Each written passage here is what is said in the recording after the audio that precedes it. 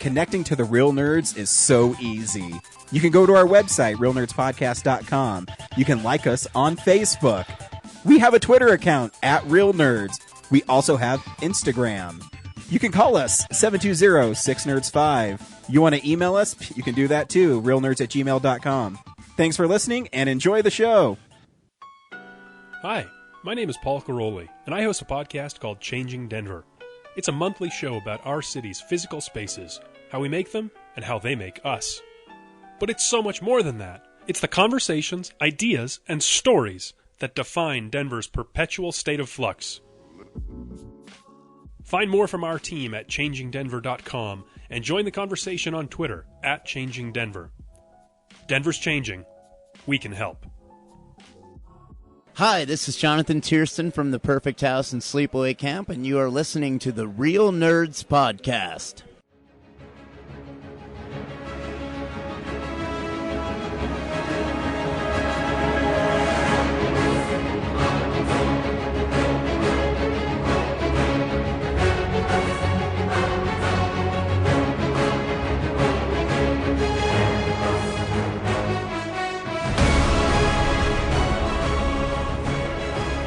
Welcome to Real Nerds Podcast, unofficially the official podcast at Denver Comic Con 2018 and beyond. I am Ryan. With me is Brad, Henry, Zach, and all the way from, I was going to introduce you, but you can introduce yourself if you want.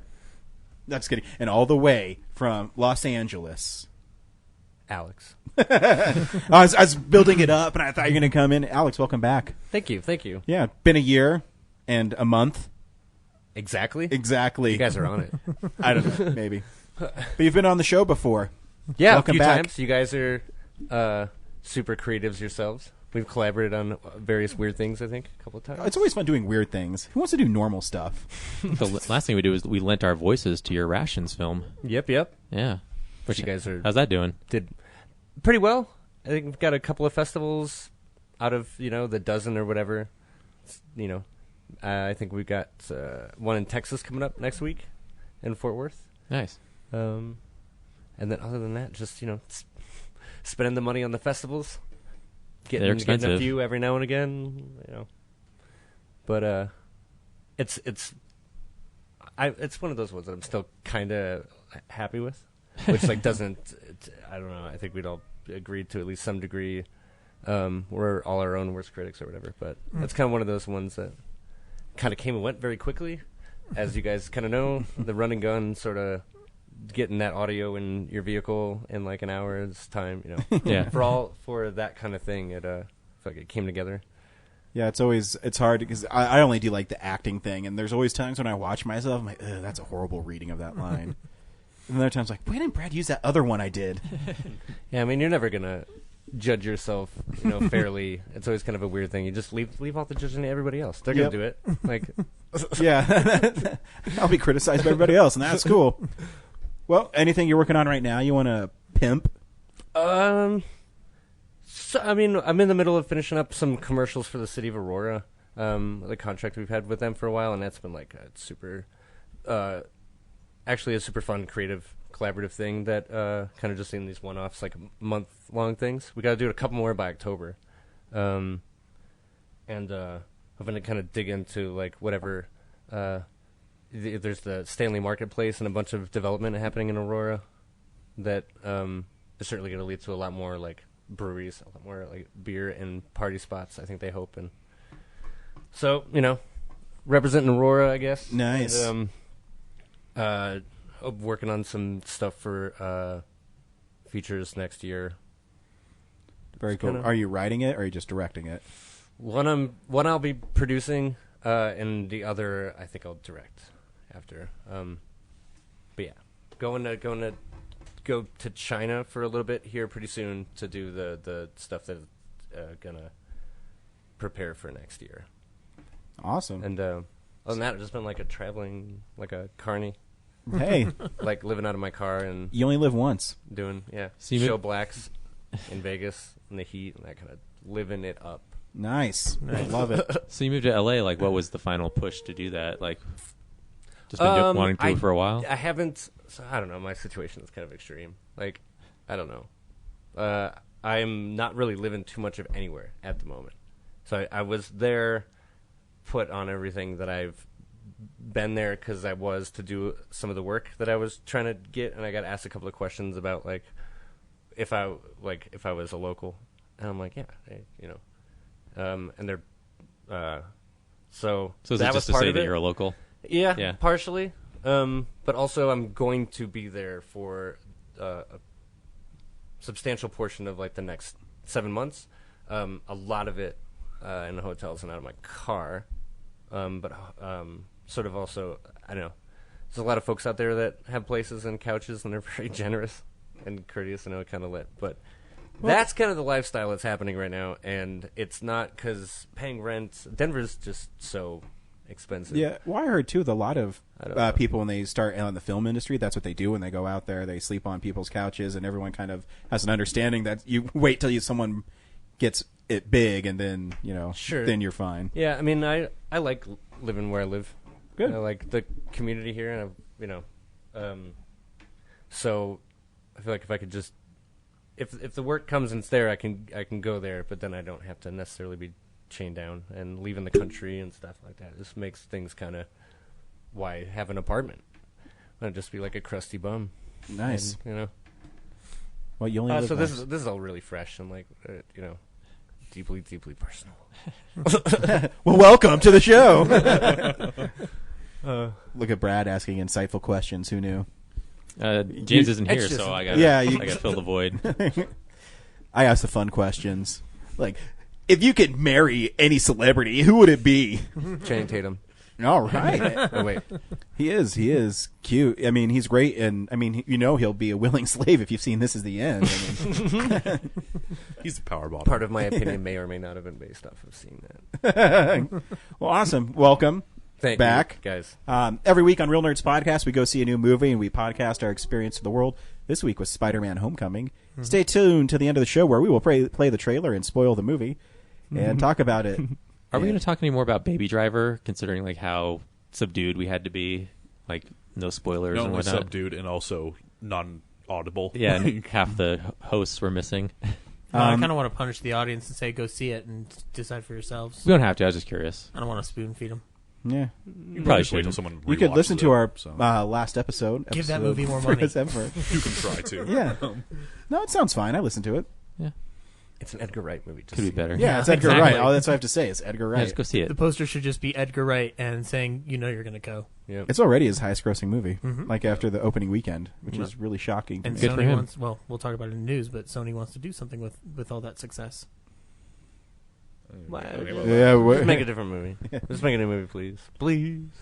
So also talk about movies we've been watching, movie news, stuff that's coming out on Blu-ray, and whatever else pops up into our feeble little brains. Want to wish Brad a happy birthday. No, hey, thanks. We just got done celebrating by playing Mario and Nintendo classics on the big screen. Yeah. How old are you, old man? You didn't see the poster on I did. in the marquee? I want you to say it for the He's audience. 23. Okay. It doesn't Yeah. matter how old he is. It's 14. Were you in how old college he when feels. the NES came out? No. Well, Were you? No. I think the NES came out 3 years after I was born, so 85. Yeah. Yep. So, but yeah, it was awesome. We played NES, SNES, N64, GameCube, and we got through all the games, which I was impressed by. Oh, wow. And Love it. And surprisingly, Switch, yeah. the Super Monkey Ball brought out the Yeah. most in people. Which That was the most fun. It is a fun game. Yeah, and we only did the monkey target, not even Yeah. like the full game. I always thought of Monkey Ball as the next evolution of Marble Madness, where it's you have to control the monkey and collect bananas and get Stay from on the one track. yeah Yeah. one side of the puzzle to the next. Games Done Quick, which is like the big speedrunning convention, is happening this week. And I watched the Super Monkey Ball speed run. And he did the entire game in 30 minutes.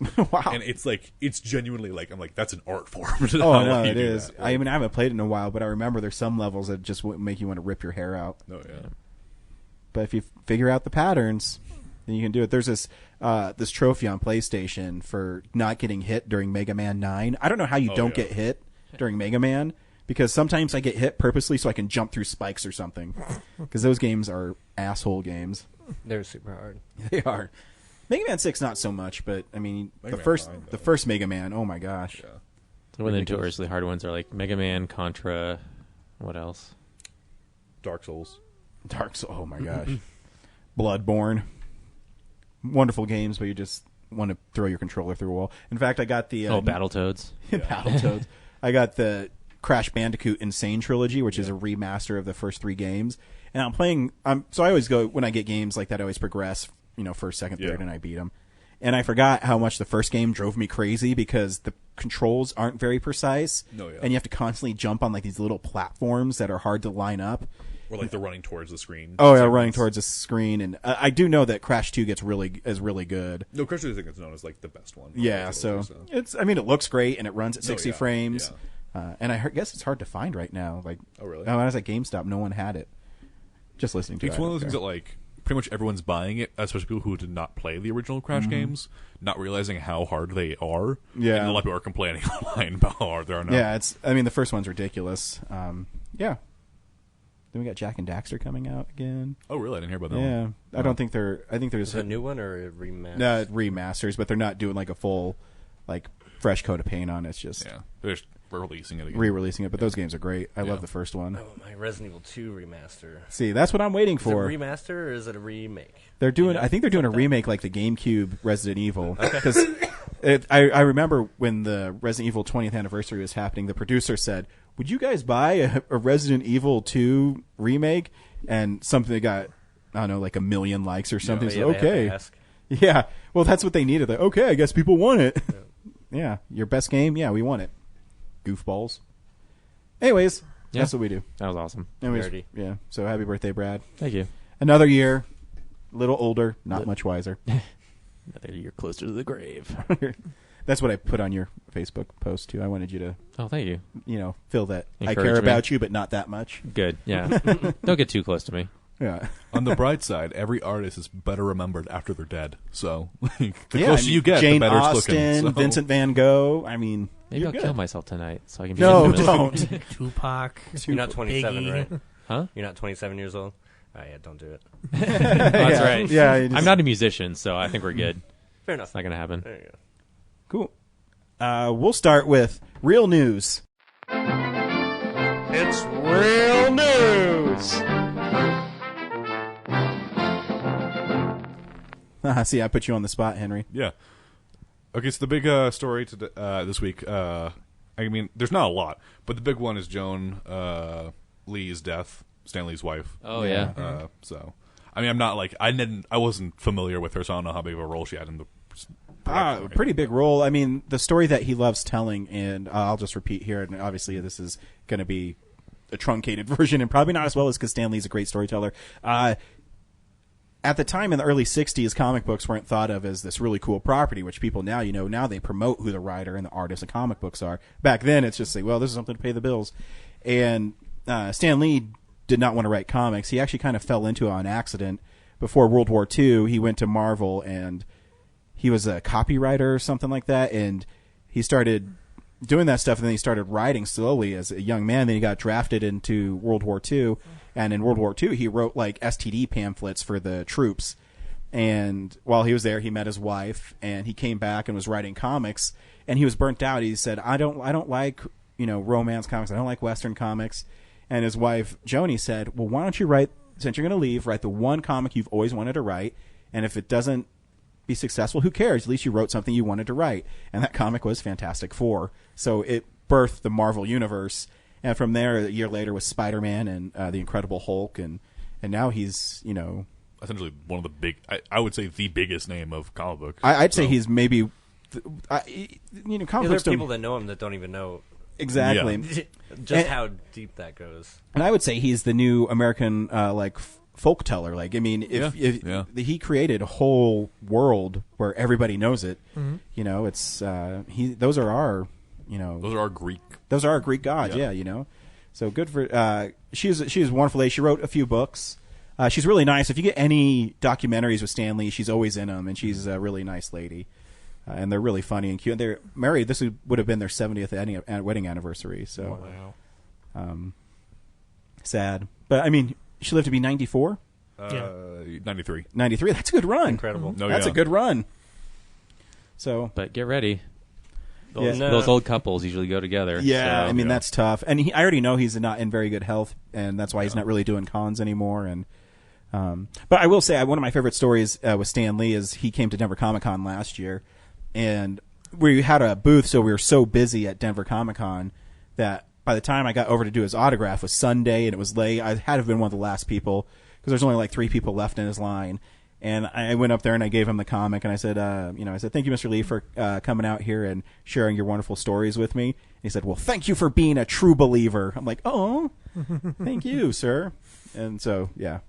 But when you meet him in person, it's like, oh, he does look like my great-grandfather who tells really awesome stories. So, yeah, that's sad. But good run. Yeah. Other news, Randall Park joined Ant-Man Wasp. So, interesting. He's I a guess. funny guy. Yeah. And that's their that's essentially Marvel's comedy series, so might as well go with Well, is it? Is it called? It's called Ant-Man and the Wasp. So, Okay. It'll be fun. Paul Rudd wrote the script. Ooh, nice. and the Spawn remake has been delayed What? for a little bit because Todd McFarlane is demanding too much. Is it 1992 again? So, who would have thought that awful piece of property is not going to be made? And then finally, Nelson Ellis, the star of True Blood, is what he's most famous for, died at 39 of heart failure. That's which sad. is sad. Yeah, He's that's too young. Did any of you guys watch True Blood? I watched the first season. Yeah. I mean, I think it's pretty established. He's the best part of that show. And if you've actually read the books too, his character dies in the middle of the first book, but his performance was so good that they were like, we're going to keep him around for the entire series. And he was always so great. And so it's a shame that he died, especially at such a young age of heart failure. So, Yeah. but He's only 4 years older than me. Yep. Take care of yourself, guys. Talk, Bradley. and so yeah, and that's pretty much it. There's really not a lot else. If you have not already, I would check out the first season of True Blood because I think the first season is actually. I have good. heard that it So. slowly. It gets worse every single deteriorates. season, but I think the first season is a good contained storyline. And then if you like it, keep watching until you get bored. So I always tell people if you want to see a good vampire thing, watch Buffy. yeah, that's true. If you want to see sexy vampires that take off their clothes all the time, see True Blood. So You know, funny story with True Blood is I've seen I think one episode, and when my wife was in college, I think was when the first season dropped, and I'd always walk into her apartment when a roommate was watching it, and it's what's is it True Blood that makes them really hyper? yeah. And I always walked in and some dude was railing some chick from behind and really fast, movie speed. I did that 3 times. I'm like, why am I always in on this episode? And I see some dude's bare ass slamming this chick. It's like, jeez. I don't think a Her single roommate character- planned it and timed it. Had to have been. I don't think there's a single character in that show that did not have a nude scene. Well, yeah. I mean, At one point, I the saw, director took his pants off, and good. Oh, hey, nice. I saw one little bit, maybe one part of an episode, and I thought it was Charmed. So Anybody I else was remember like, that show? this is good. It's like this was a network TV show. This, okay. They got away with a lot. Yeah. I mean, like a really overly sexualized version of but Charmed. Charmed. I would see. I'd see a And, like, the sexualized contrast version was, of Charmed. it was darker. I feel bad for you because you're probably sitting there going like, "Where's Sharon Doherty?" You don't feel, Like the tone scene. you never feel bad for someone looking for Shannon Doherty. But yeah, that's news. Unless I forgot. Oh, what was your Edgar Wright news? Oh, so Sony, theoretically, I guess it's kind of like a weird rumor, but it's also been kind of confirmed by certain people, is that they want Edgar to do Baby Driver 2 because of the success that they've had with Baby Driver in terms of it making good on its returns. I don't think it should. I don't think it should happen. Whatever the reason is. I don't think it should happen because at the end of the day, if you've seen the movie, it doesn't necessarily.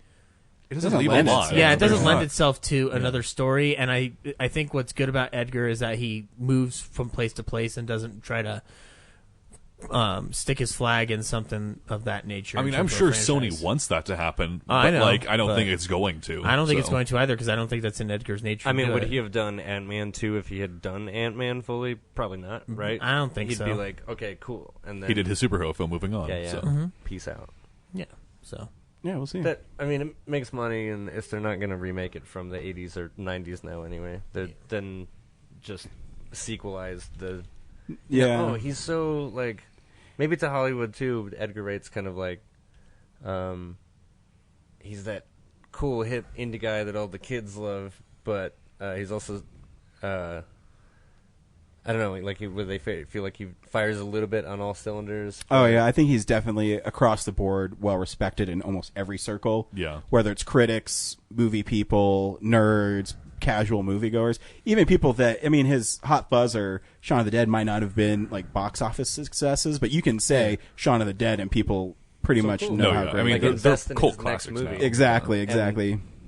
Get excited about what he could do next. Oh yeah, and then when you give him a big Baby budget, Driver. like Scott Again. Pilgrim, Oh, yeah. you can still make great movies. Yep. Because I think that's why he works so well. Because even in the bigger budget movies, he doesn't really lose who he is. You know, you can still point to Scott Pilgrim, but yeah, it's totally a Edgar Wright movie.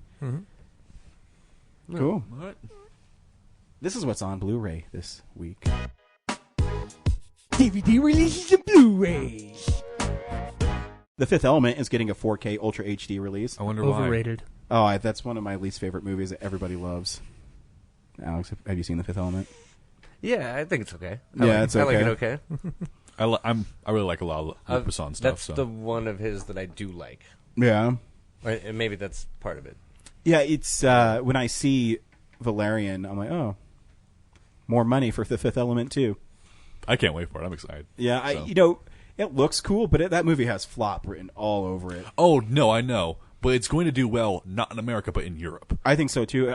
I don't want it to fail. I want it to do well, but it just has the makings of maybe a movie that's too weird for casual people. It looks very European. So. Yeah, Or it could just, what's John Carter? It could just be that. Yeah, Yeah. that's also The possible. sci-fi Yeah. thing that happens and then instantly fades into the... My only the reason why I think it will do a mold lot of better everything in else. Europe is solely because Valerian is such a huge property in Europe, and so I could see it doing well just because of the established fan base well, there. they obviously have faith in it because they gave it a subtitle. Oh yeah. So Well, I mean, because that a means lot that of films get subtitles. no, but I mean, usually if they add a subtitle to something, that means they want to make more than yeah, one. yeah. Because if not, they would just call it Valerian, and then. But it's also if you looked at there was that article this week about how he arranged the deals for it.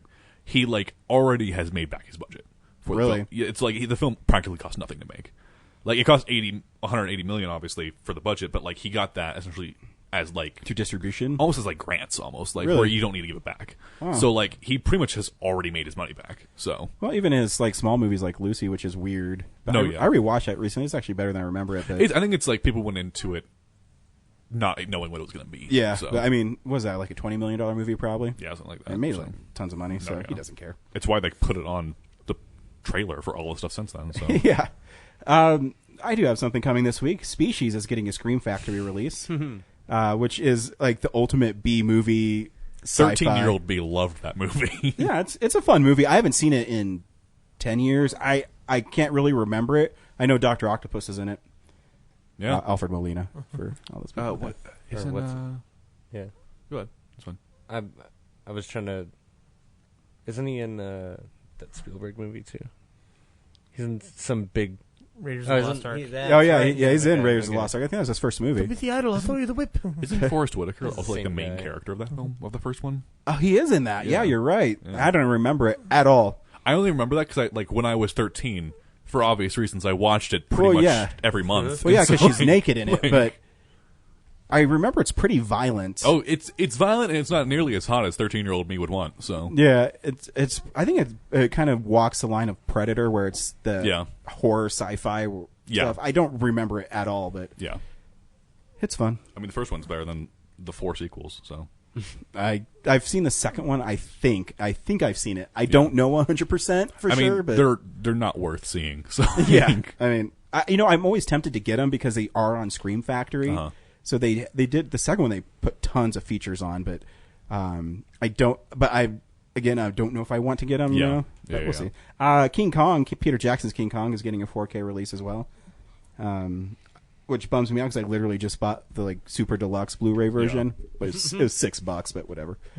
So I don't know if I'll have to upgrade. I'll see the review of it and see if the picture gets that much better. Yeah. I think sometimes on 4K, when it's movies from 10, 15 years ago, it just adds more color. yeah, and just So, but I can't judge. I haven't had a 4K TV yet, so I feel like 4K is gonna we're gonna pass 4K pretty soon. I don't think it's gonna be something that we're gonna be necessarily diving into. Smokey and the Bandit is getting a 40th anniversary release. Yeah. The The Professional is also getting a 4K release. Okay. That's a good one. Yeah, The Fate and the Furious is coming out as well. Oh, Luc Besson should make a Fast and the Furious movie. That's like right up his alley. Like, Scream Factory is also releasing The Man from Planet X, which is a sci-fi 50s movie. yeah, I think I've seen that one. Yeah. If you're trying to be a little more classy, Criterion is releasing Roberto Rossellini's War Trilogy. Oh shit. Yeah. And they're also releasing L'Argent, which is French for L'Argent. I don't know. For the Largent. I think it's money or something. Okay. And that's what's coming out on I'll Blu-ray check it out this as week. the resident asshole. So You should. God, just moving along. You guys aren't even like contributing anything. No one's saying anything. I'm not going to buy any of those. I'm good. But you could say something. Brad, I didn't even know you were still fucking here. I'm not going to buy any of those. How's that? Good. Thank you Yeah. for participating. And we also do a segment we call What We've Been Watching. So, yeah, this is the stuff we've been watching. Brad, what'd you watch this week? I'm going to get you involved right now. Fine. I'll tell you the one thing that I watched. Actually, I watched. In the weeks that we haven't been like doing the regular thing, I went back through all of Family Guy, Nice. and what can be said about that? That's I did. awesome. I think around season 10, though, there was like a stretch of episodes that I didn't remember ever seeing, and I wonder if it was like on a season set, and I just forgot to do like the last disc. Yeah, because the season sets drive me crazy because they'll have Once you get a to 12, last it's disc, volume 12 and Yeah. then season 12. and then they'll only have like one episode on one of the discs, and you're like, what the hell? Yeah. Stupid. So some of them felt new. And then I finally got around to watching the Comedy Central seasons of Futurama, Nice. which I hadn't done yet. And did they know they were going to get canceled? Because the last episode is like, it's just so It's kind of finite. It's finite. Well, they knew. They did know. Because this was like the third time they had been rebooted. It was like saved from cancellation. This one they knew they were going out, and that's why they chose to go the route that they did. Because have you seen it, Ryan? Oh, yeah. So like the final episode. So them saying you want to go through it one more time is them saying like, look, we're done, but never say never. Like it's a little open. It's a little open ended. I'm in the boat that I actually think Futurama overall quality is better than The Simpsons, where The Simpsons is great for like 7 or 8 years, and then it kind of you can go always. I mean, there's always good episodes. I can watch an episode of The Simpsons even if it's not one of their better ones. Mm-hmm. But I think as a whole combined show, I think Futurama is really tight. Mm-hmm. Well, I think it's Simpsons is kind of relegated to its family sitcom area, whereas Futurama's sci-fi ability allows it to go into places that you can't necessarily go with The Simpsons without breaking a bunch of rules. So yeah, I didn't think the last episode was terrible. I just felt it felt a little weak. Like it didn't really feel like it encompassed 10 seasons of a show. Like I didn't realize it was the last one until Netflix ended, and it's like, oh, start over at season 7. I was like, oh, there's no more. Okay. Interesting. I kind of disagree because I as a fan of the Fry and Leela story, I think that that's an excellent way for them to go out. I also kind of feel that the way the movies ended it was just as good too. But I really do like that episode where they have to keep going forward and they have to keep on living. Like it's just, I don't know, for me, like it was like kind of like a touching farewell to the characters for the most part. Yeah, So. it's nice. I was like kind of underwhelmed a bit. There's movies. Yeah. So after they got canceled at Fox, they weren't able to get on another network at the time, but 20th Century Fox essentially commissioned 4 direct-to-DVD movies that then Comedy Central could split up into 4 episodes each. So there's 4 of them. One's Bender's Big Score, Beast with a Billion Backs, Bender's Game, and The Wild Green Yonder. And they're all really good. Bender's Big Score is really, really good. Beast with a Billion Backs is interesting. Bender's Game is a complete and utter satire. And the 4th one is actually an interesting eco-environment story that kind of mixes in with trying to wrap up stuff. Because it's weird. Like I think Bender's Big Score actually theoretically could have been a really cool ending to the entire series. Yeah. So because of that whole Lars and Leela story. So, but I don't know. Just my opinion. Futurama's a great show. Still, one of my favorite things of all time comes from Futurama, where it's the Valentine's Day episode, and they go like, people would pay good money for romance? I have a scheme so deviously clever that and it just cuts away to a gavel. $500 in time served. Stupid anti-pimping laws. Well, pay the man. Bender, honey, we love you. Shut up, baby. I know it. My favorite joke in Futurama ever is, it's so stupid, but I always love, my favorite jokes in movies or cartoons or anything are ones that are like throwaways, and you have to kind of be paying attention really closely. And there's this one episode where Bender gets sucked out of the Planet Express, and he starts floating away, and Fry's like, "Can we get him?" And Lee's like, "He's going way too fast." He's like, "Not even if we spray cheetah blood on the engine." Just Classic. stupid stuff like that. And that's the one where he's going through space and meets God. Oh, yeah. Oh, God. I love the way that opens because, like, it's a weird episode because you're attacked by space pirates at the beginning.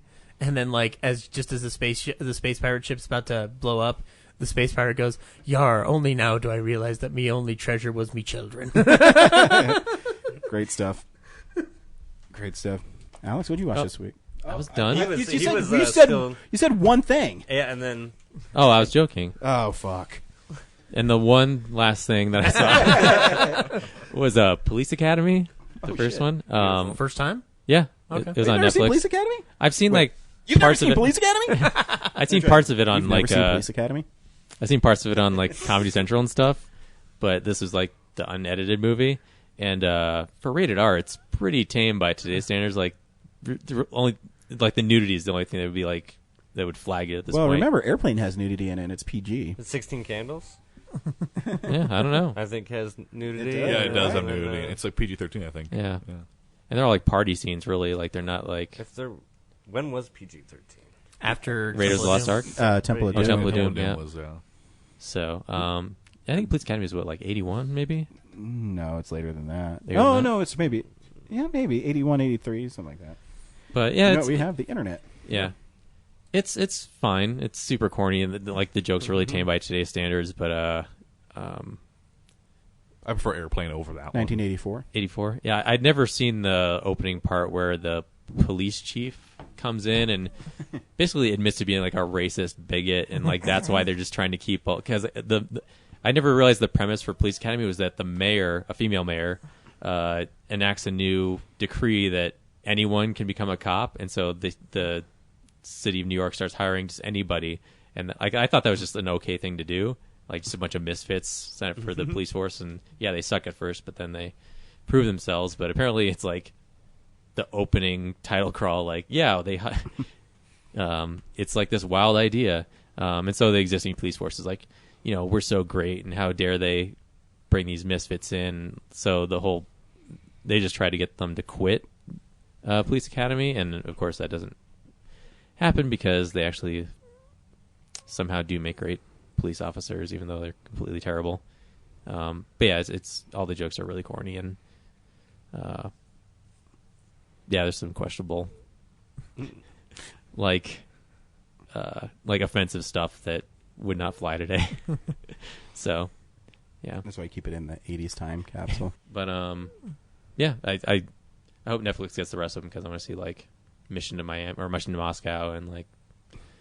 Do you? All the other like weird comedians that got like a one-time appearance, like and Michael Winslow, like I don't know how he doesn't have more. I can't tell what's like a sound effect or what's him actually doing like sound effects with his mouth, but that's probably the most fun part. And I didn't realize like he and Steven Guttenberg's character were kind of buddies to start out with, but they kind of diverged by the end of it, and then it's like him and Hightower. But anyway, this one, that's it. Alex, what'd you watch this week? I guess it's been kind of a good week because Baby Driver was still this week, right? Yeah. Yeah. Or Yeah. I believe so. Recent. Came out last Friday, so Spider-Man, it's this I week, guess. yeah. But whatever. And I just I'm super late to this, but Black Mirror. Like I've seen like 4 or 5 episodes now, and I'm like super. It's been out for a Super while, nice. but now everyone's telling me like it's the best thing.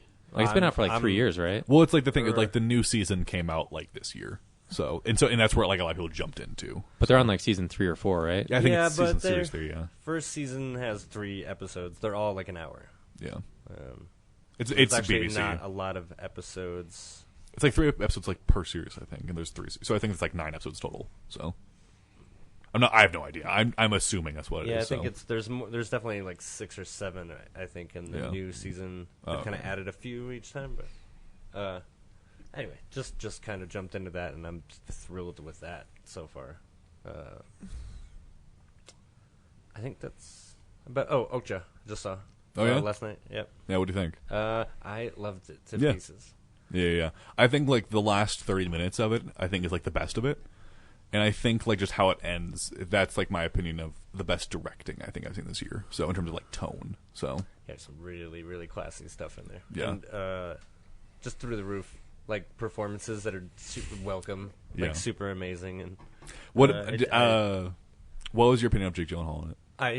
I loved it to pieces. The thing like that's the I thing guess about the film is I guess that it's people don't like it, but I was like, wow, because I was sold on the tone. It'd be weird perhaps if he was the only one acting that way. I could see people saying, oh, that performance was bizarre, but it's a tonal. Everybody's acting that way. He's just that his. Jake Gyllenhaal's like the first like American actor you see in the film, and like from what I've heard, it's like people either like get on board with that and they like the rest of the film, or they do not get on board with Jake Gyllenhaal's character and they do not get board. Yeah, I loved no, it. he's by far my favorite like supporting performance of the year. So yeah, it was great. Henry?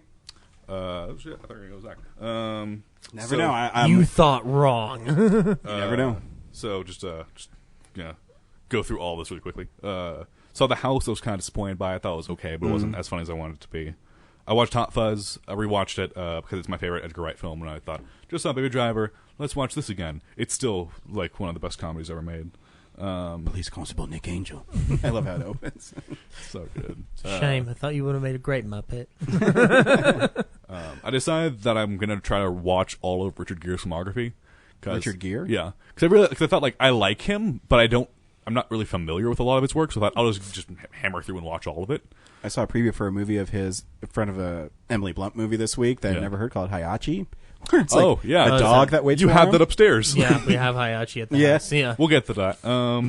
So first I watched Unfaithful, which is kind of like That's a good movie. Yeah, it's that director like he does only like sex thrillers, and he essentially invented it. Essentially, he also did Fatal Attraction. Oh, okay. He did Jacob's Ladder, which isn't really an erotic thriller, but he also did a couple other stuff too.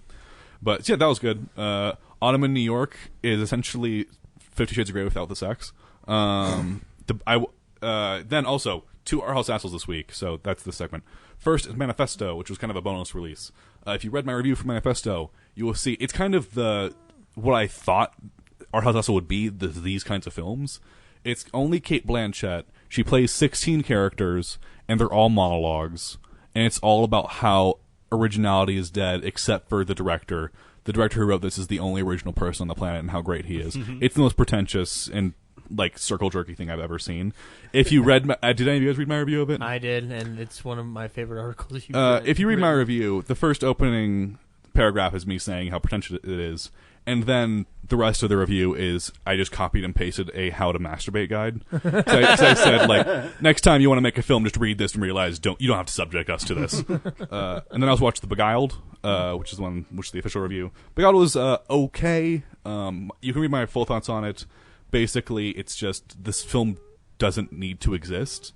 The characters are pretty poorly written, I would say. It's a remake, though, right? It's a remake. Yeah. But here's the thing, because it's a remake, but it's a remake of a '70s film that had Clint Eastwood in it. But in the plot of the film, Clint Eastwood, it takes place during 3 years into the Civil War. Clint Eastwood is a soldier from the North, and he's in the South. He gets like shot, and so he's kind of dying on the road, and then he's taken in by this kind of Southern like girls' school during the summer. Reformatory. Yeah. And so, and then they take care of him, and then it kind of escalates from there. And then this film is the same thing, but from the female perspective. And so that's kind of the thing. The only issue is that the story at itself is not interesting enough and is not complex enough to warrant 2 different films doing two different perspectives. Like this film, I will say is the worst edited film I've seen all year, primarily because this is a 50-minute film that they just refuse to trim down, and so it's an hour and a half. You could easily, because you have like entire scenes of you see someone walk into the room, then start a conversation, then the two leave the room and you don't cut away, and you just you can trim that out. And I think they didn't because it is barely making feature length. I think it's pretty. I think the female characters are pretty poorly written. The directing is pretty. It's pretty abysmal. There's no consistent tone throughout the entire film. It doesn't really know if it wants to be a comedy, if it wants to be a thriller. If it wants to be a thriller, nothing exciting happens in the film. Like, the problem is that, like, the trailer really sells it as this revenge film, but really no one does anything bad in the film. The worst thing that any character does is that Colin Firth is a slut and sleeps with, like, 3 people. Because he is in real life. And that's, like, the worst thing. And then they do something to him that, like, kind of is the climax of the film, but that's not a wrong thing with it. Like, it's not a revenge thing. It's more of just like, oh, we need to do this because of this reason, and you don't blame them for doing that. It's not like a revenge thing. It's not like getting even. It's just like, you need to do this or you will die. And I read your thing on it. Mm-hmm. Is that the Clint Eastwood one? It actually has terrifying things that happen because of the fact that they're seeing it from his perspective, and especially because it was made at that time. Clint Eastwood kind of adds the bit of testosterone that it needs amidst a more hormone-driven film. Yeah, and it's like, I'm not like a huge fan of the original either. I'm just saying that this film, it's not the best Don Siegel movie, but it's interesting. Yeah, I mean, it's like, there's a reason why it's not remembered as one of his best films. Yeah. But anyway, I think if you want to see the sound design of it's really, really cool. I do really think that they have like these cans playing in the background throughout the entire film that kind of acts almost as like a heartbeat, and that's really cool, I think. And the performances all around are good. And so I think if you're thinking about checking it out, I would check it out, but I wouldn't rush out to see it. I'm kind of flabbergasted that she won Best Director at Cannes this year. Officer and Gentleman, which is kind of it's essentially a darker, more complex version of Top Gun. I don't If you think want to see a good, cool parody of that, you should see Hot Shots Part 2. Yeah. But anyway, it's fine. The first Hot Shots. It's Hot Shots. It's one of the I Hot think it's Shots. one. It's first Yeah. one, yeah. Yeah. Now I know what to get you for Christmas. Mm-hmm. She uncrosses her legs, and then he sees it. He's like, now I know what to get you for Christmas, because she's not wearing underwear. And then Norman, the moderate rise and tragic fall of a New York fixer, is in theaters now, and it's a Richard Gere film. It's a very Jewish film. Basically, it's made by an Israeli director. Oh, okay. I was like, whoa. It's basically about Richard Gere plays this New York. He's not really he's not a fixer in the terms like what you think a fixer is, being like gangster kind of fixer. Basically, in the beginning, he meets this guy who's like a low-level Israel kind of government official. He buys him these really expensive shoes, and they become good friends. And then later in the film, the Israeli lower guy becomes the prime minister, and then it's revealed that he bribed Harvard to get his son into Harvard, even though his grades weren't good enough. And then it evolves from there, and how like they kind of push the blame onto Richard Gere's character. It's okay. It's a thriller that's not really thrilling, and that's the biggest issue there. But anyway, that's that. If you're wanting a Jewish fix, and Henchy hasn't come out yet, then go check out that. Then Hanshi, A Dog's Tale. It's a standard dog movie. Moving on. Richard Gere's a college professor. He finds a dog. They fall in love. Moving on. And then Like, if you watch a trailer, it spoils like the whole movie. yeah, it's a dog film. Yeah. What there's not a lot you can do there. Assassin's Creed, it was pretty looking, but I didn't understand a single thing that happened in that entire film. So Yep. yeah, it's really also like it has really no root in Assassin's Creed either. Like, I've played the game, so I don't know, but I just remember that ending being like, what? no, yeah, like they set up like more films, but I don't even understand what happened in this film. So like, I don't care. No, like the cover art is so cool. I'm like, I should watch that. But then what Brad said, I'm like, I shouldn't watch this. Just Google like Assassin's Creed screen caps, because that's the best part of it. See the cool cinematography, and that's about it. Marion Cotillard's like, I want to help you and defeat this Yeah. Illuminati syndicate, and then like, well, they killed my dad, and he was an asshole, but I'm part of the family. I guess I'll take up Yeah. his mission. I watched Monster Trucks, which is also one of my favorite stories of filmmaking. Have you guys heard the story of the test screens of this film? Oh, yeah. No. You've heard about it? Yeah. Basically, the story of the test screen of this film, they test screened it, and they had all these kids come in, and they were like, we're going to see how they're going to love it. It's all going to be great. And then the monster truck comes up, And the design was apparently so horrifying that all the children started screaming and crying they said like critics were like, it looked like chaos had reigned into the theater. So apparently they had to remodel the entire character of the film to make it a bit more friendly looking. Wow. It's a fine film. It's cute. If you have I'm sure your son would love it. Oh yeah, that's why I don't show it to him. Yeah, I mean it's cute. It's not great. It's a Nickelodeon kid film. It's whatever. You're gonna learn to like Spider-Man, not trucks. Yeah. Well, you know how many times I've seen The Secret Life of Pets? Yeah. I watched Patriots Day. Patriots Day was okay. I watched Knights of Rodan. Knights of Rodan was not okay. I watched Where the Buffalo Roam, which if you're going to watch a Hunter S. Thompson film, don't watch that one. I disagree. I think if you want to see a Hunter S. Thompson film, watch Fear and Loathing in Las Vegas. Watch Fear and Loathing, but Where the Buffalo Roam is a very interesting experience. That one, you need to be familiar with Hunter S. Thompson. You will not like it if you do not know who Hunter S. Thompson is. Yeah, I would agree on that part. Yeah. And The Band Played On is an AIDS film that has Richard Gere in it. It's cool. I watched Black Christmas, which is an amazing horror film. Yeah. I really The original? liked that one. The Yeah, the original? original. The original one's great. Yeah. American Gigolo, which is okay. Cloud Atlas, which was meh. I watched I Am Michael, which is awful. I Am Michael is a indie film. It just was added to Netflix. Basically, it's the true story of James Franco plays this kind of gay, or he plays this pastor. James Franco played somebody gay? Yeah, he plays this really Christian pastor, anti-gay pastor, who then realizes that he's gay himself and how he gets out of that. It's not good. I watched Midsummer's Night Sex Comedy, not good. Benefactor, okay. Alien Covenant looked really pretty, didn't understand it. American Anarchist, it's an okay documentary, but the subject's more interesting than the person who's pretentious who made it. Elizabethtown's cute. Art of the Steal is fun, but not good. Second Best Exotic Marigold Hotel is fun and cute. The Jackal is not good. Is this your first time out of the house this week? All of that in a week? Well, it's past 2 weeks because we didn't do it last Still. week. So Good job, wow. Henry. I'm pathetic. So No, you're awesome. Do you need stuff to do? We can give you stuff to do. So it's a lot of that's background watching stuff too. Yeah. So I know. I watched 2 seasons of a series and I didn't like. Yeah, there's Yeah. like Zach? 60 episodes. I watched a couple things. I saw a documentary called Resurrecting Jake the Snake. The wrestler? Yeah. Nice. It was a very, very good documentary about addiction. One that I was my eyes were popping out of my sockets. Have you seen Beyond the Mat?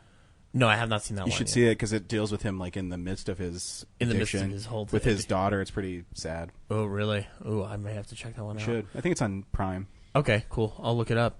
I saw Glow, the Glorious Ladies of Wrestling, the documentary of it. And it was so interesting that I had to at least check out the first episode of Glow, the television show, on Netflix, and that show is awesome. I'm going to continue to watch it. I finished it yesterday, and I really, really liked it. I'm watching it. I'm doing one episode a night just to give myself a treat to watch at the end of every night. A testament to that show, I hate pretty much every 80s inspired thing recently because I'm so oversaturated. This one is the one that I actually like, and that's a testament to how good it is. It's so different because the content and the story is so different. It's something I would never have guessed even existed in the 80s, let alone ever.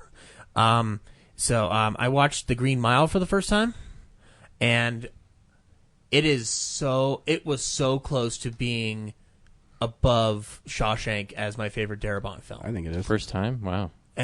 But then on Green Mile, it's just amazingly shot, beautifully acted. Michael Clark Duncan is amazing. It just made me miss Michael Clark Duncan, period. Yeah. And the twist at the end with Mr. Jingles, I was just I was on the floor crying. So that inspired a Darabont kick, so I decided to rewatch his filmography, and the first one that I rewatched was Shawshank, which, I mean, at the end of the day, that's still my favorite because it's the first Darabont film I saw, and it's the one that I identified with the most in terms of just the way these characters are written, the way they're going through their lives and whatnot. And unlike the only thing I think Green Mile has going against it in some cases is that it is a little long. It moves fast, but it's pretty long. It was a good 3-hour watch. Whereas Shawshank kind of moves quicker. And still manages to keep me entertained and inspired. Mr. Griffin, do you have any questions for the defense? Yeah. when you put the poster back on through the once you went through the tunnel, like how'd you get to secure that from the other side? It's a movie. Just relax. I on that note though, the spinoff, I love that in the Family Guy one where Cleveland's saying like Andy never spoke much, and then he spoke 2 words to me: vagina boob. I don't know what a hollaback girl is. I understand it's like a sweaty year-old fish dog. Let's see, and then I started The Majestic. I haven't finished it yet, so I'll let you all know what I think about that one. I finished Making a Murderer. It was okay. Yes, it's outraging, but I just wasn't like. It wasn't as compelling as other documentaries in that format that I've seen before, and I'm thinking specifically of the Paradise Lost films and even the Jinx, because they're kind of within the same doghouse. But it's still good. It's compelling. You know, I will definitely watch season 2 to find out what's going on with that kid. So, do you agree? Do you agree that it's not a big enough story to warrant that many episodes? Kind of, yeah. I mean, it's so contained that I don't know if it needs anything beyond this season. Like Making a Murderer, maybe in theory should be like each season is a different case. Yeah. And the fact that the second season is going to be a follow-up on the Avery case is kind of disappointing to me. I mean, my biggest the first season is like 20 years, so it's like, yeah. And that one I think the second season's gonna be what, 5? Yeah. So I mean, again, like I get why it got the hype that it did, but I wasn't like enamored with it. Like at the end of the day, like it's not something that I'm going to like sit down and watch again. Like my big thing is that like I think it's like the 8th episode is just uncut C-SPAN footage, and it's with like maybe 3 talking heads. Yeah, and it's just come on, make it spice it up a little bit. So my guess is that it was like made pretty independently because of the simple fact that because of the fact that there's not that many interviews with people. So there could also have been a thing like when they did the deal, it said like, oh, you have to make this many episodes, and when they got you the editing, they were like, oh, well, that's what's possible. We have to deliver a certain number of episodes, but we don't have enough, right. So just fill what we got. It would make sense why they go back and forth with the narrative. So yeah. And then in honor of our movie of the week, I decided to revisit the first Spider-Man movie by Sam Raimi. That movie still pretty freaking awesome. I noticed that its structure is a little dated in terms of just like how fast it does move. Because I guess when I was a kid, I remember it being a lot slower of a film, but like it moved pretty quickly. Like it doesn't really. I think Spider-Man 2, if I had to guess, is probably the one that moves at a more deliberate pace than the first one does. Like in a sense, but. I loved watching Willem Dafoe be Norman Osborn again, and I'm in love with the J. Jonah. Am I? Back to formula. Join me, Spider-Man. J.K. Simmons. Yeah, J.K. Well, I love J.K. Simmons as J. Jonah Jameson, because that's a character that I love in Spider-Man lore, which is. It's disappointing that they haven't tried to recast the character in a way, but I think that's a testament to how good J.K. Simmons is in the movie. And it's very well directed. And like I forgot the Bruce Campbell's first cameo was the ring announcer. Yeah. And I like how he's just like the human spider. That's a stupid name. Stupid. Like he's just judging this 16-year-old kid. So anyway, and then last thing I watched was I rewatched the first X-Men movie. Because it was on one of my free trials on Amazon, and I mean I still love it. It's not. I've come to the conclusion that it's not my favorite X-Men movie, but it's among the top 3 because of just when I watch it, it reminds me of when I was younger, watching it on the big screen for the first time, and then following that series for 17 years now. So it was great, loved it. That's all I watched this week. Yep. I watched Autopsy of Jane Doe again. It's a really good atmospheric horror film. If you haven't seen it, I watched a Canadian slasher film called Curtains. It's really weird. It's about these 6 girls that go to this mansion to audition for this part, and the director of it is the dude from Animal House, and it's the dean, so it's hard for me to get past that part. It has one iconic scene in it. The rest of it's kind of a jumbled mess. What I do like is the special features on it. The director hated it, so he didn't put his name on it, and so the producer went back and recut it and changed the director's name. Like an Alan Smithy, or no, it's called Jonathan Stryker, who's the director of the play in the movie. Oh, okay. So he's like, if you're going to put my name on, it'll be Jonathan Stryker, because I don't want my name on. It was really interesting, and I guess the producer was like kind of a jerk. Was it a very polite slasher movie? Were they very courteous? No. It's weird. Did they have maple syrup on the table? No, it had a lot. It's a lot of editing issues.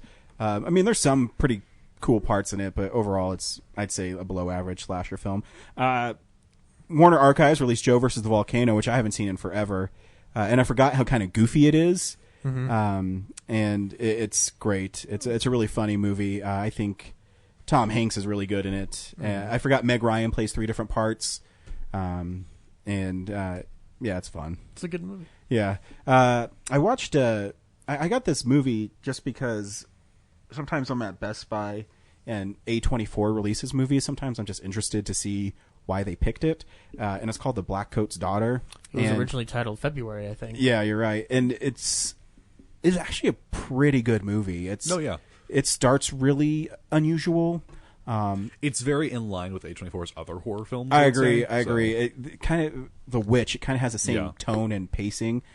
In it, it's these girls that are at this kind of upscale private school for girls. It's during the summer, isn't it? It's like during like a down season, isn't it?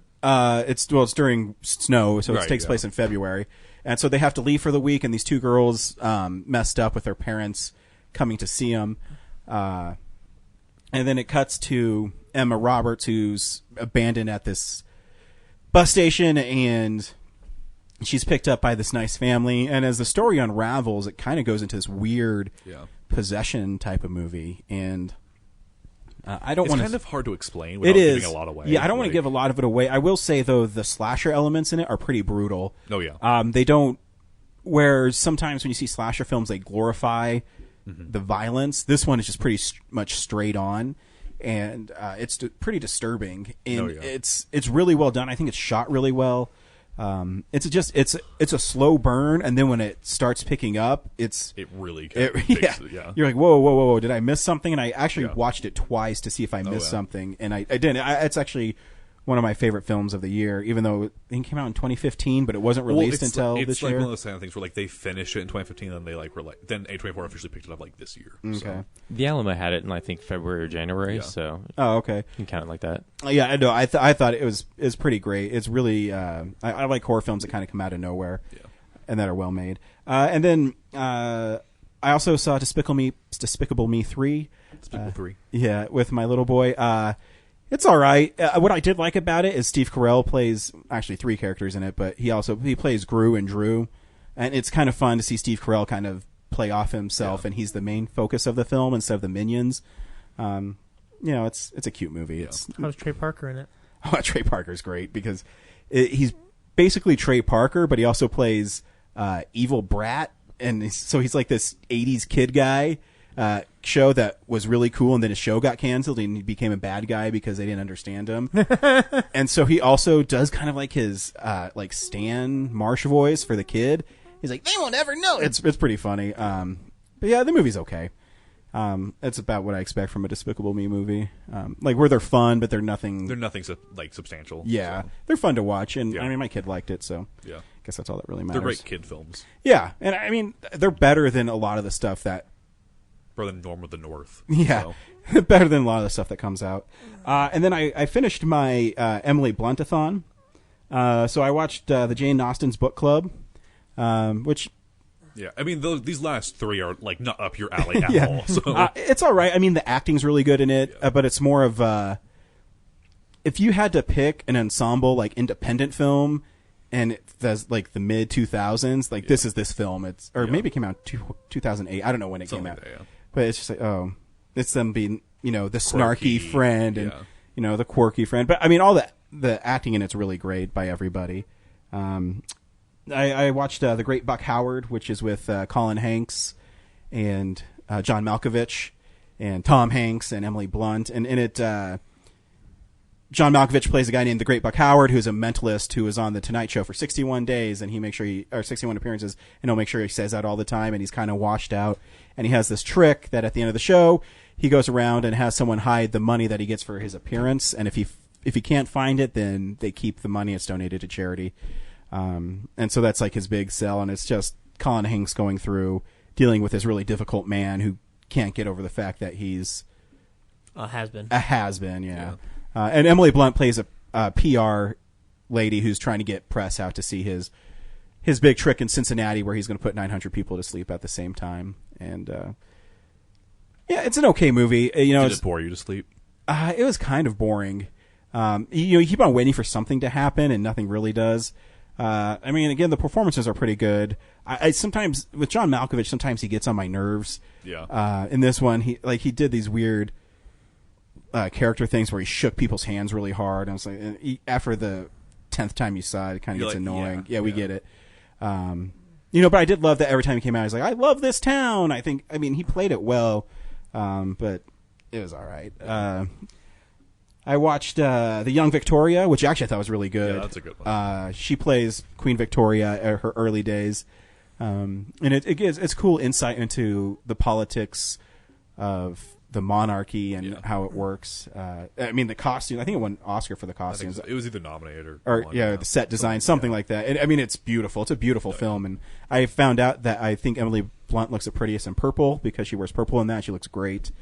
And so, if you want to see a historical period drama, it's one of the better Queen Victoria films. Yeah, it's really well done, and I like that it focused only like on 2 or 3 years of her life. Yeah, it wasn't like a whole big thing. Yeah, so it's like, if I remember, it's like the beginning, right? It's like her. And it's her dealing with the fact that like she's such a young queen. Exactly. So it starts with her telling the story about how she was locked away because she's the only heir to the throne, even though there's 3 men, but only one of them had a daughter. Yeah. And so how she's like sequestered and she can't do anything. She has to have someone hold her hand when she walks down the stairs, and then it goes to the coronation. Then it flashes back to how they got there, and it's pretty good. Like I said, it looks great. And it's kind of a fun. It's like a fun romance too. Yeah. And the last one I watched was My Summer of Love, which... Did you hate that one? No, I didn't hate it, actually. I thought it was interesting. Mm-hmm. More so... I can't really spoil it, but, basically it's an hour and 10 minutes of just these 2 women falling in love and kind of discovering who they are. Yeah. What's the dude's name? He's like in Edgar Wright films, like Patty something. Patty Considine. Yeah, Patty Considine. He's in it. He's pretty good as her brother who's in prison. Not Emily Blunt's, but the other lady. Mm-hmm. Brother who's in prison. He's found God. Yeah, is interesting. The description on the back of the DVD says in this taut thriller. I'm like, really? This isn't really a thriller. Yeah, I would call it more like a slow romance. Yeah, but I mean, it picks up a lot of steam in the last 10 minutes. Yeah, I mean, my rule is if you pick up a lot of in the last 10 minutes, that doesn't warrant an hour and a half of non. Exactly, because the rest of the movie is just like, oh, these people are talking to each other, and she's really great, and I can see why it's her breakout role. Yeah. What makes it even greater is like the twist at the end. Yeah. So, and if you want to see her naked, she looks great naked. I think it's like the only role she's ever done. I think it's her only nude scene. Yeah, I think you see her butt in Arthur Newman, but it might be a body double. I have a list right here. Okay, Alex is taking care of that for me. Time code. At frame 35. Now I gotta think of something else and finish my article on it. Yeah. It was fun. She did a lot of different roles. So what have you done? You've done Tom Cruise, Jason Statham, Emily Blunt, and Robert Downey Jr. Robert Downey Jr. Yeah. Oof. Okay. Do Jack Benny next just to throw everybody off. I was thinking about doing. I call it. I was gonna do like a Hollywood Golden thing where it'd be like Gone with the Wind. Oh, like all the classics. Classics. Yeah. I mean, I already have them, but it'd be fun to watch them in like Maltese Falcon and things like that. But that's so broad that it's hard for me to zero. You could in. pick like you could do like I don't know, like Best Picture nominees from like 50 to 60 or something. Like that. You also did superheroes. Oh, I did. Yeah, I did superheroes. 150 of those. Which did you do Time Cop? I did do Time Cop. Okay, I did. It's a Dark Horse comic. Yep. Did you listen to the new episode? Yeah. It just reminded me, like, oh yeah, that was a comic book movie. I thought. I remember I said it's my second favorite Van Damme movie. Did you? Mm-hmm. Did you do Unbreakable? Do you consider Unbreakable? So I do consider Unbreakable a comic book movie, but I don't consider it. Super. Well, This one was hard. So, because if you look at, some people will consider like Conan the Barbarian, Casper, things like that comic book, but I don't consider them real comic book movies. It's more of my like snobbiness. comic book movie or superhero movie? Yeah, so What are you doing? mine was more like, see, it was tough because I did do like a history of violence. I think you settled on comic book movies. Yeah, so they had to have been like in a comic book form. Yeah. Then I would consider it. And So you that's just why I chose did. to ignore Casper. Well, Casper started as a comic strip. Yeah, Same with that's- Popeye. Okay, then that, So okay. that's why. Because if I started doing that, then I'd have to start seeing like Mickey Mouse movies and just be Warner Brothers, and Looney Tunes. And so I mean that's why I watch Tank Girl and things like that because it's a published comic book. But yeah, Did you draw a line at Ghost World? no, I did. Did I put Ghost World in there? You did. I did. Okay, Yeah, Cool. Yeah. it's an alright movie. No, I mean it's my go-to for pretentious. What's your favorite comic book? Yeah, that is So, a go-to for the pretentious comic book That and movie. blue is the warmest color are my two. Like these are comic books Yeah. that like. Yeah, yeah. So, but something like A History of Violence. People Yeah. don't Oh, yeah. know Road the comic to book. Perdition. Yeah, You Road to get them. Perdition. It's a great one. Yeah, that's what I watched this week. We're running out of time because Zach has to leave. So, Typical. so I'm going to be really quick. You should go to the drive-in this week because the 3 movies they have are Despicable Me 3, Spider-Man, and The Mummy. So you're basically getting a plethora of. Also, the different Midnight choices. at the Esquire's Castle in the Sky. That doesn't matter because the following week is Ninja Turtles, and I'm going to try and go Yeah, both and nights. so see Brad there. Yeah. Bring pizza. And also, La La Land's Symphony is this Wednesday, and I have an extra ticket, so Yeah. let Call me know. This week on Real Nerds Podcast, we went and saw Spider-Man Homecoming. Alex, should people go see Spider-Man Homecoming? I think yes. I think a resounding yes. I think even if maybe you don't like Spider-Man, it's Check it worth out. it to see. I was really surprised at how much I liked it. I guess Very cool. I wasn't sure at first, or I had just neutral expectations, going in to have a good time, and I guess we all had a really good time. Very cool. I'm excited to see it again. Zach? So we all know I have a history of Spider-Man on this podcast and giving Oh, are you Ryan more Spider-Man on ultimate- the podcast? I give Ryan ultimate shit for loving Spider-Man in the earliest appearances that I've made. That being said, though, I mean I've always had an affection for Spider-Man to a degree. This is the second best Spider-Man movie I've ever seen. Only trumped by Sam Raimi's Spider-Man 2. So I think you should absolutely go see it, and it has the best MCU villain to date. Henry, I'm actually shocked. I saw your Letterboxd review of this, so or your rating Oh. of this film. I'm shocked about it. What, that I liked it? Yes, as much as you did. Oh yeah, I mean, it's easily I think my favorite comic book movie, or not my. If you don't count Logan, then it's probably my favorite. It's up there, man. Yeah, I think it's like currently on my list. It's my 4th favorite of the year. So, but yeah, I really liked it. Yeah, go see it. Brad? Yeah, this movie's tons of fun. It's not one of your epic, world-ending Marvel action epics. It's kind of just more personal. Get to know the new Spider-Man movie, and it's tons of fun. I think it's the funnest movie of the summer. And I'm not going to rank it with the other catalogs because they're all different like eras of Spider-Man. It's another good one. So you should definitely go see it. Yeah, I struggle. Obviously, you should see this movie, but I struggle with this, and it's hard for me to explain it. But I've said this to everybody, but I'll explain it to people listening. So, Spider-Man to me, the Sam Raimi original, is I think the best Spider-Man movie, just because of the experience for me. Being a Spider-Man fan as long as I've been, my favorite director directing Spider-Man, going to seeing it a sold-out show at midnight, people cheering for Spider-Man, is something that can never be replicated. I think Spider-Man 2 is the best superhero movie. I think his journey in Spider-Man 2 is incredible. With him doubting himself, getting his powers back, and the fight, understanding who Doc Ock is. I think Spider-Man Homecoming is the best Spider-Man movie. It's hard for me to explain that any better. It's like when I say like 89 Batman is like the best way to introduce someone to Yeah. the Batman mythos. Yeah, there you go. Yeah. It's perfect. Because everything about Tom Holland is the best Peter Parker. He captures the spirit of Spider-Man better than anybody else, and that's more so for the screenwriters because they got rid of the depressed Peter Parker. It's the hey, I'm a kid and I'm having fun with who I am. And And I think that's really important. And here's a trailer for Spider-Man Homecoming. Finally, here we go. Good evening, Peter. Whoa! You have 576 possible web shooter combinations. That is awesome. I can keep that suit? Yeah, doesn't fit me. When's our next retreat? What, next mission? We'll call you. All right? That's not a hug. I'm just grabbing the door for you. We're not there yet. All right, kid. Good luck out there.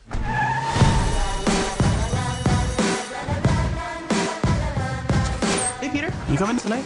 I can tonight. I got the Stark internship. What's up, guys? Mr. Stark, here's my report for tonight. I stopped the Grand Theft bicycle. Hey, could you do me a favor? Hold on to that. Is this anybody's bike? Oh, I helped this old lady, and she bought me a churro. So, that was nice. I just feel like I could be doing more. Wait a minute. You guys aren't the real Avengers. Hulk gives it away. New move I'm working on? Not bad. God, this feels so strange.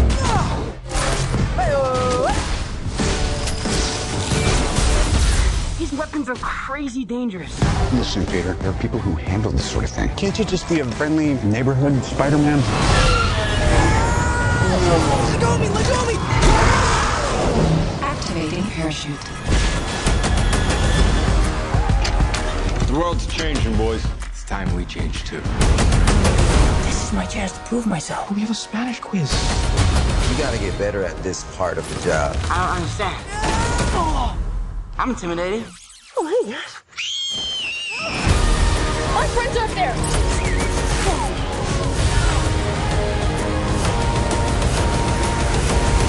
Hey, where are you going? What are you hiding, Peter?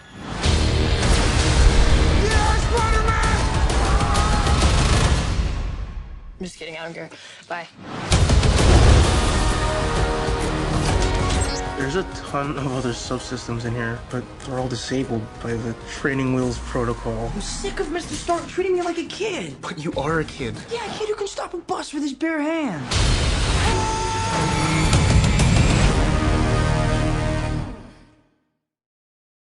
It has an energy to it that I is missing sometimes in comic book movies.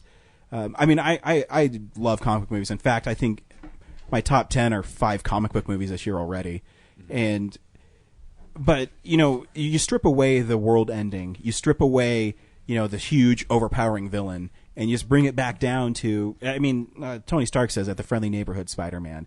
He's the guy who's saving Queens, you know. He's the guy who's out there stopping people stealing bikes. And I think that's a really good tone they needed to set with this film. Mm-hmm. That it doesn't need to be him saving a damsel in distress, even though he saves kids in it, but at a cost, because that comes back to haunt him later in the movie, you know, him saving the kids at the Washington Monument.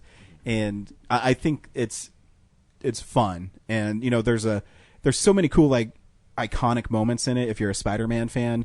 One of my favorite shots is actually towards the end where the Vulture is waiting to get on the plane and he's sitting on the billboard all perched. I'm like, oh, that's a badass shot. And for a Vulture who's the dumbest looking Spider-Man villain. No, yeah. He's one of the coolest ones. Yeah, like he out there looks with Doc awesome, Ock. Yeah. Like the design, I mean, because I saw at the Alamo, they had like the like animated clips of the Vulture beforehand. And I'm like, what a stupid fucking villain. Oh yeah. And then this is like, I mean, I'm not going to agree with Zach and that's the best MCU villain, but I do think it's the coolest design villain, or at least one of the coolest design villains in the entire MCU. Well, I think he gets elevated throughout the 3/4 of the film. He's just your typical I'm stealing this stuff villain, but he does things where the scene where Michael Keaton's in the car, where he's figuring out who Spider-Man is. So good. Oh, and he, like when he grabs the gun, and just his coldness, and you just sit there and go, this guy is an amazing actor. No, yeah, because he's just and he just played a giant bird in a comic book movie. Exactly, and but just the way he pulls it off, and you're like, wow, I believe that he will kill everyone that he loves. And it adds a personal stake to it. And then they go to the next scene with him where, you know, Spider-Man's in his homemade suit and he's telling him his plan, and he's like, why are you telling me this? He's like, I'm just distracting you, and the building falls on him. And that's one thing I wish they would have gone more into, is exploring like his motivation behind, like, because it wasn't until I think Peter Parker said it or something like he accused him of selling weapons to the enemies, but it's like your hero Iron Man did that before he became Iron Man.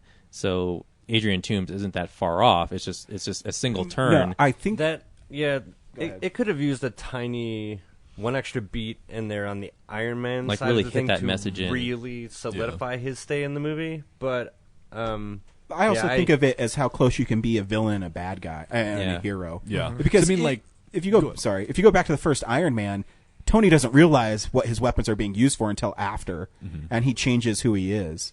And where Adrian Toomes is just like, you know what, fuck it, I don't care. Yeah. I'm going to sell this stuff. I'm going to make tons of money, and I'm going to have the nice house. And but it's also like what I really like about him is that like the motivations that he have, like they don't really go like super into it, but like his motivation really is that like he's just trying to support himself. Like at the end of the day, he wants to support himself, wants to support his friends, and it really is that opening scene with Damage Control where it's like you're just taking you're the bad guys in my mind taking away my job, and so the levity build something off of that. I don't know if by the end of the movie, 8 years later, that's still. No, yeah, but like, it's it's the Walter White of whatever. I mean, not quite that, but the core concept of it's a slippery slope. The guy goes that way, and then once you're too far deep, he just keeps doing the same thing. Because it wasn't, world domination. No, it's he's trying to make money. It's basically, and he feels he was wronged by Iron Man. And I mean, I laughed when he shot the first Shocker and he like disintegrates. Like I thought this was an anti-gravity gun. Great. Oh, reason I say best villain in MCU is not just because of the car scene, but the scene before it when the door opens. Yeah. And that's a the great tension reveal. is so fucking thick that it's like you can like cut it with the thinnest knife possible and you'd still get something. At first I thought it was like, oh, he already knows who Spider-Man is. He's setting up this scene, and then as the scene goes on, you're like, oh, no, they're about to find each other out here. Yeah. Like that's so that's tense. when it like changed into like I think a great film because it adds so much complexity to like the entire story. And then everything, all the little pieces for everybody's threads kind of took you there from the get-go. That's the first thing that this movie really did somehow as the 16th or 17th MCU movie make it any like sense. 17th or 18th. It was a movie first. This is like impossible for anybody. It was a movie first. It worried about having like a story and threads and beats that functioned and only needed itself, like a normal movie, as if it was made before a million comic book movies. Yeah. And then it was a Spider-Man movie also. Yeah. And the Avengers stuff is surprisingly unobtrusive, or is functioning as a plot of it's like as a present, part of but it's his not arc. Yeah. Well, it's only there as much as it needs to be there. It's present for that as like it would be as like another mentorship building. angle that goes south, and he needs to and I he think needs to make all those mistakes. And it works because you already have the driving force of Uncle Ben, which everybody knows, so you don't need to rehash it. But how does he become a better hero? And I mean, I think that having Iron Man be kind of the guy who says, he has that line is, I don't want you to be like me, I want you to be better. That's the stuff that Spider-Man needs to hear. And when he says I'm nothing without the suit, it's like if you're nothing without the suit, then you're nothing. You shouldn't have it. And being a huge Spider-Man fan, when the building collapses on him, it's a recall to Amazing Spider-Man 33, where the master planner, who's actually Doc Ock, has Spider-Man pinned and he can't get up. But he has to find it in himself to be the one to lift himself up. Yeah. He has to be the one to fight. And when he picks it up and he's screaming at himself, "Come And on, he's, like, Spider-Man!" Performing, Yeah. he's like doing a good job. Oh, yeah. Like at that's this. when it's I'm an like, actual what? performance. People are It was like, and it's weird that it's weird because the arc itself, because we don't have an Uncle Ben recap in this movie, unlike the other two iterations, it was because somebody brought this up in an article, and I thought, yeah, this is actually true. The story in this case is inverted in a different way, to where you get the rise and the origin, but not from Spider-Man. You get the origin of Adrian Toomes, and all the beats that Adrian Toomes goes through are almost identical to your general origin story movie, which I found fascinating, and that's one of the reasons why I feel he's one of the most I think so too. compelling of the MCU villains to date. And in terms of like not having the Uncle Ben thing, like I think they alluded to it enough for you to get an idea without being bogged down by "with great power comes great responsibility," because it's more or less in Marissa Tomei's performance where her anxiety about Peter going outside in certain cases, and like just like her general attitude about like violent events happening within the neighborhood, specifically the sandwich shop, where like you don't have to know that Uncle Ben died. You just have to know that something went really wrong. I don't even know if you know that. I don't know if you need to know that. Really, they gave her whole thread is just she cares about her. She cares about Peter. Yeah, she cares about Peter. Some stuff has maybe happened. It's like loosely mentioned. It's like after everything, like she's had a tough. And beyond that, that's like there's so much.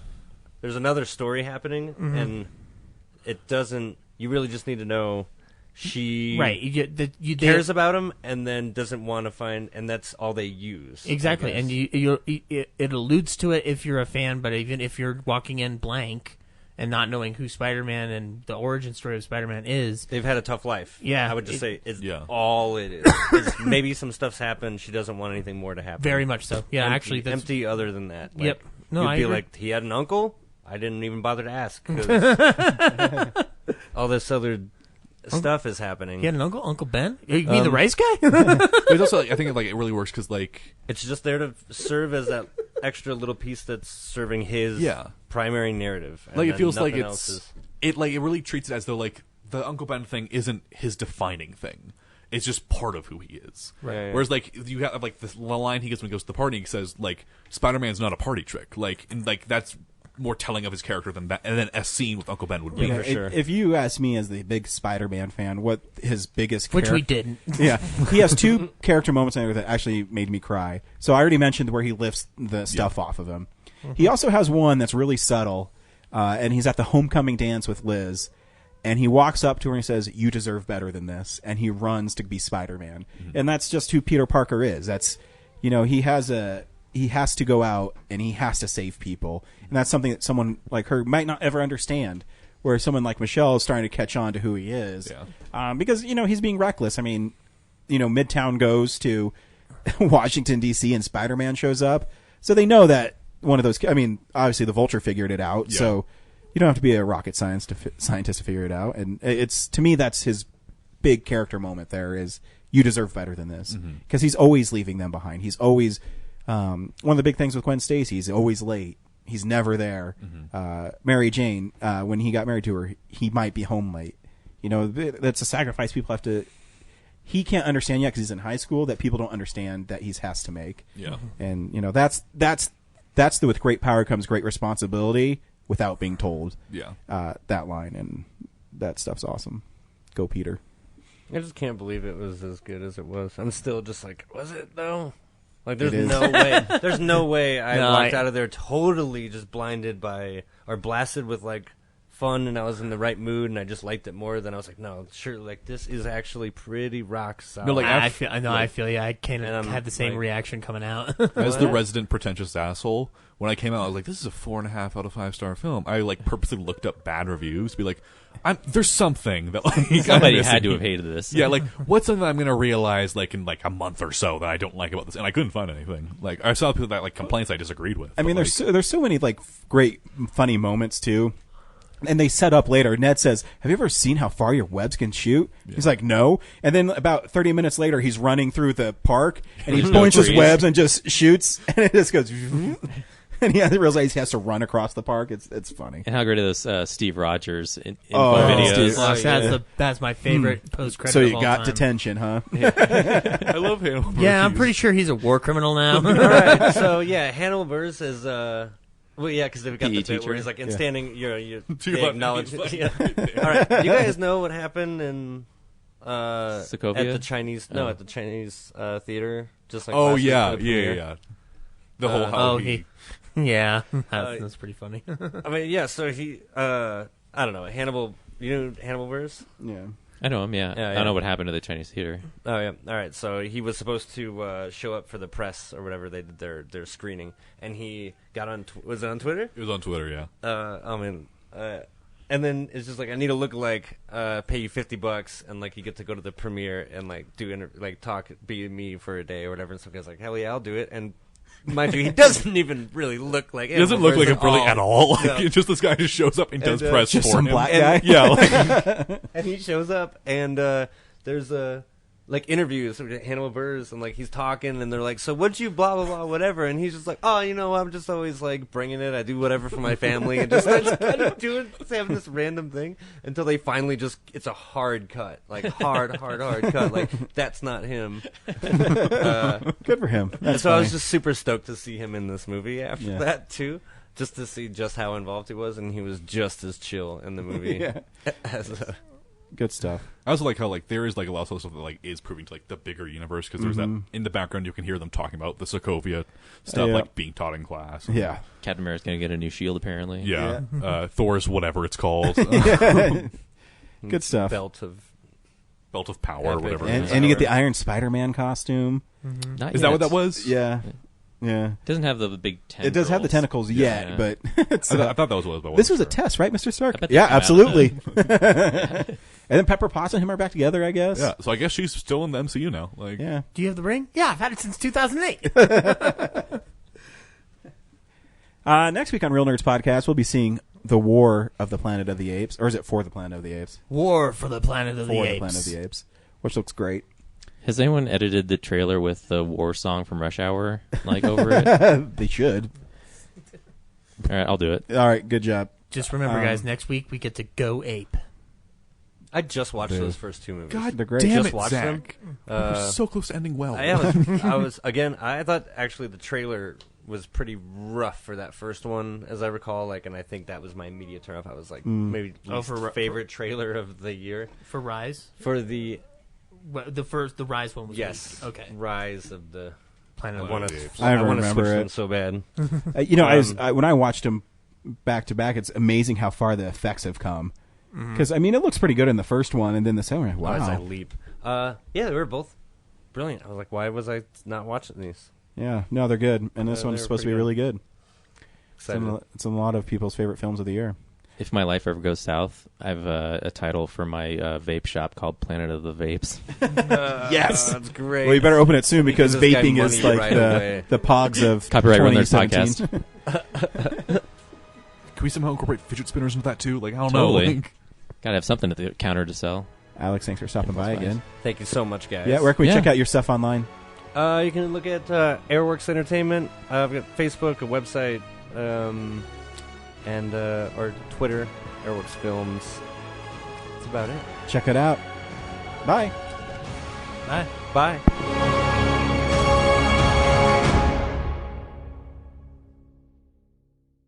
Real Nerds Podcast is a Nebulous Visions multimedia production. The Real Nerds would like to thank the Alamo Drafthouse in Littleton and now open in Sloan's Lake. We also would like to thank Colorado Coins, Cards, and Comics, especially Andrew. Our music has been brought to you by Sparks Mandrill and Plan 9 Studios. And of course, thanks to James's mother, our most loyal listener. Have a nice day.